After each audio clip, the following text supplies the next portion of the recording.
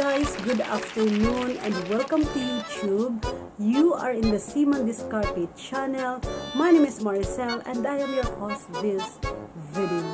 By the way guys, ang content natin sa hapong ito is all about pag nagninegosyo si Seaman, huwag kang pasaway. Ang video na to, ang content na ito ay para sa mga kapamilya namin, sa mga alatis, sa mga kamag-anak, sa mga pamangkin, sa mga kaibigan, kapitbahay. Gagawin ko ang content na ito para mahigit niyong maintindihan kung bakit kaming mga marino ay kahit na nagbabarko na at pag nakababa, gumagawa kami ng paraan para hindi kami bumagsak sa buhay. So, bibigyan ko kayo ng mga idea na kung paano nga ba ang seaman nyo is makaahon sa hirap, umasenso, yung sa pagtanda niya, yung hindi nyo sasabihin na, seaman ka? Wala kang pera? Seaman ka? Wala kang bahay at lupa?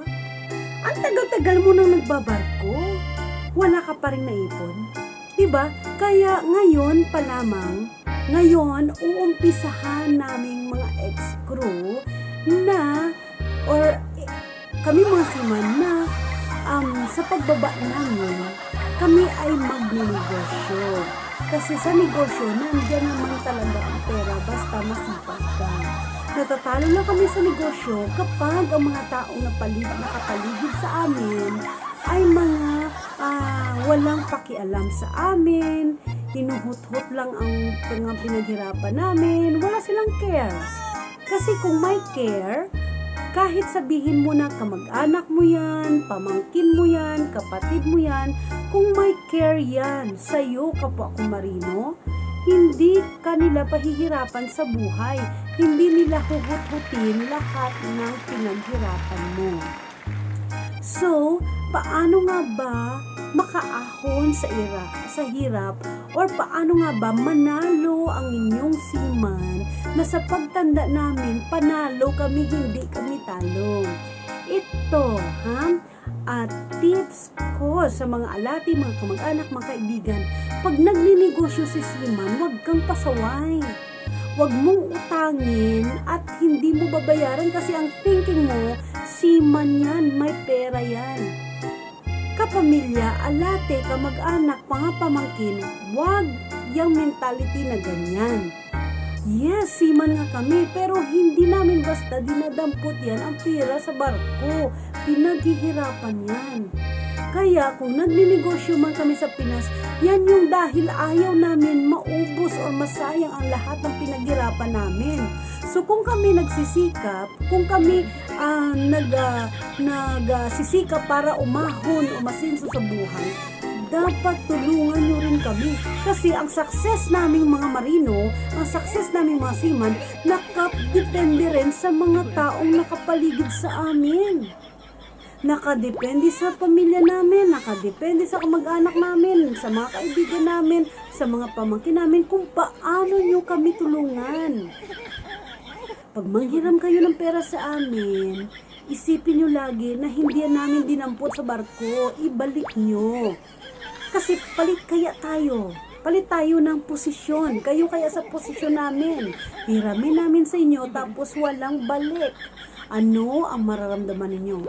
Tapos palit kaya tayo ng sitwasyon, magninegosyo ka tapos uutangin ko tapos hindi ko bayaran kasi pamangkin mo ako, kapatid mo ako, kamag-anak mo ako. Ano kaya ang mararamdaman mo pag pinagpalit natin ang sitwasyon natin?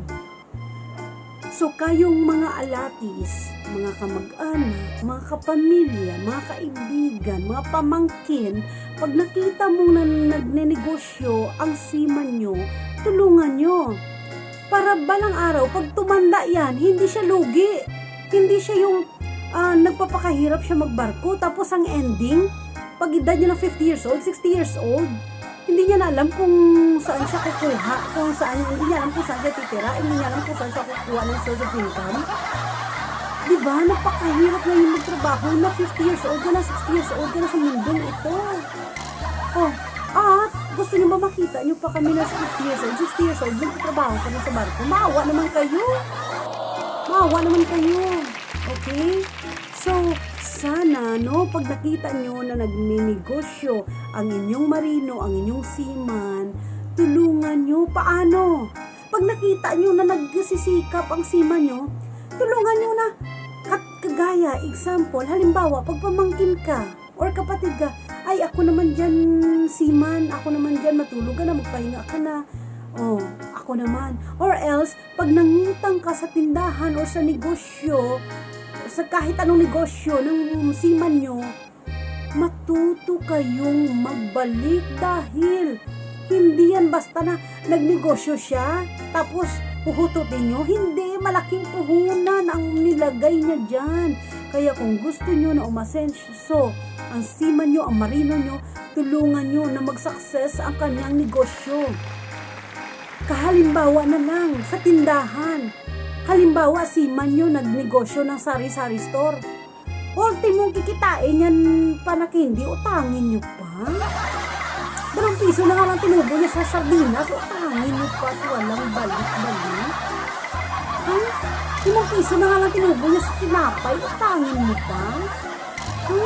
Tapos siya yung nagpapakahirap gumising sa umaga.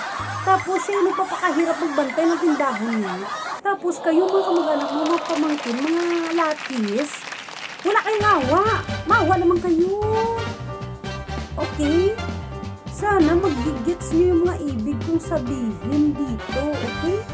Sayaw-sayaw, mahunat, sayaw-sayaw, okay. Kasi kailangan hindi lang tayo puro seryoso sa buhay.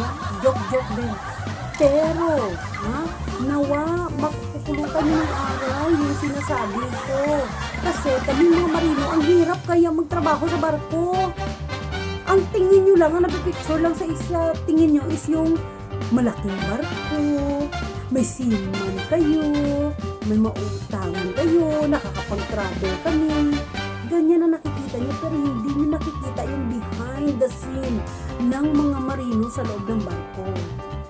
So sana kapag ikaw ay alate, ikaw ay mga pamangkin, ikaw ay kapatid, kamag-anak, kaibigan ni sino man, kapag nakikita niyo yung marino niyo, yung seaman niyo na nagninegosyo, naghihirap, huwag niyong puputin ang mga pinaghirapan nila. Okay? Kumuha ka ng duksin, bayaran mo. Kumuha ka ng sibuyas, Bombay, bayaran mo. Ha? Pag nagtitinda si seaman sa palengke, huwag kang istorbo. Oh. Ha? Kasi, ang ginagawa niya, pinapalago yung kitaan niya. Ikaw imoya, hihiga-higa ka lang, late ka na gumising, tapos puhututin mo ang pinaghirapan ng mga marino nyo. Maawa naman kayo sa bawat mga marino. Kaya please, kayo mga pamilya, kayo mga kamag-anak, mga pamangkin, kung gusto nyo masenso ang seaman nyo, tulungan nyo kasi nafe-feel ang seaman nyo kapag napalibutan siya ng mga maling pamilya, maling kaibigan, maling kamag-anak, maling pamangkin. Oh, tulungan nyo siyang umasenso na at the age of 50 years old, at the age of 60 years old, yung panalo siya sa kanyang paghihirap, yung panalo siya sa kanyang trabaho, pinaghirapan niya. Yung someday makikita niya, hay, it's time for me to relax. Diba? Oh, hindi yung ang ending, pag nakita niyo seaman yung kakayod na yun, tapos huhutukin nyo, tapos ang ending, pag tumanda ang seaman nyo, sasabihin nyo pa na, anong ginawa pa nila? Anong ginawa pa sa mga pera niyo sa pagbabarko mo, seaman? Bakit seaman ko? Wala pa rin pera, wala pa rin dito. Anong ginawa mo? Lamit ka na. Kasi, napalibutan kami ng mga maling tao. Kung kayo mga tao nakapalibot sa amin, mga right people, kaya hindi kami babagsak sa buhay. Kayong mga F-friends, dyan ang mga marino, kung kunwari F-friends, hi Sisi, hi brother, kamusta? After na kamusta, pautang. And then pag pinautang, 10 lang yan, kapisos yung pautang, so yun, nang mapagbalik. Oh. Okay? So, pag nakikita nyo na yung seaman nyo nagsisikap sa buhay, kayong mga pamilya, kayong mga kamag-anak, kayong mga pamangkin, tulungan nyo na umangat sa buhay ang tao nagsisikap para sa inyo. Paano siya makatulong kung ang sarili niya bagsak na? Paano siya makasuporta sa inyo kung ang katawan niya bagsak na? Kasi habang nagtatrabaho siya, hinuhukot niya yung pinaghirapan niya. Kaya nawa, maintindihan nyo, no? Kung bakit may mga marino na nakikita nyo na ang tagal-tagal na nagbabarko, hindi pa rin umaasinso kasi napalibutan siya ng mga wrong people. Okay? Wala sanang magalit sa content ko na to, ha? Realidad lang ng buhay, ha?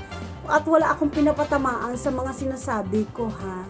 Ito ay general. Hindi lamang base sa experience ko, kundi base rin sa nalagap ko ng mga informasyon mula sa mga kapwa ko marino. Okay? Kasi maging chismosa ka na rin lang, gamitin ko na to sa pagbibigay, ang pagiging chismosa ko, pagiging marites ko, sa pagbigay sa inyo ng magandang information, na ganyan palang nangyayari. Kasi ako, naririnig ko.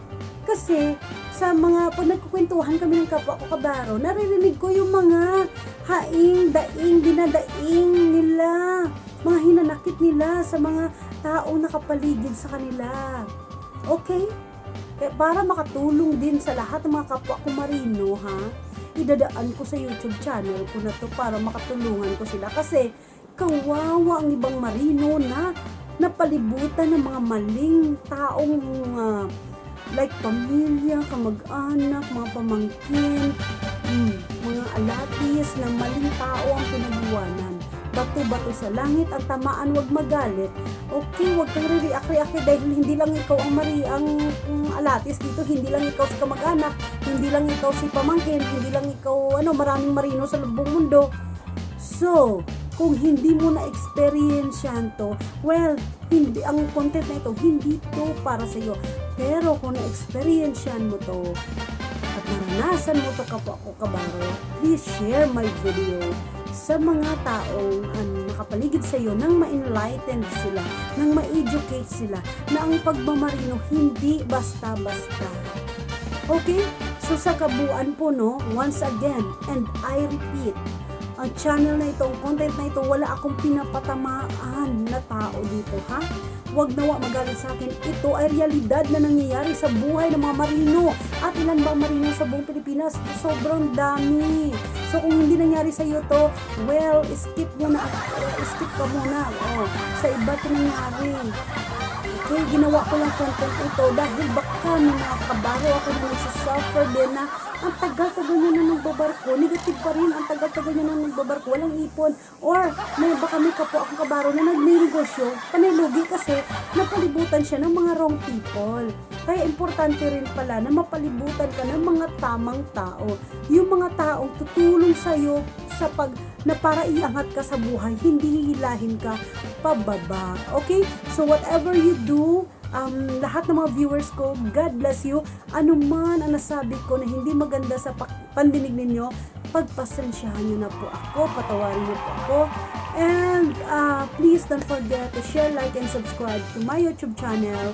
At ano man ang gagawin mo, God bless you. Tandaan, tulungan nyo ang inyong marino na sila ay umusisi. Okay? God bless! Bye-bye! At para sa mga kabaro, enjoy mo lang ang kontrata mo, magdasal lagi, bon voyage! Saludo ko sa'yo! Bye-bye!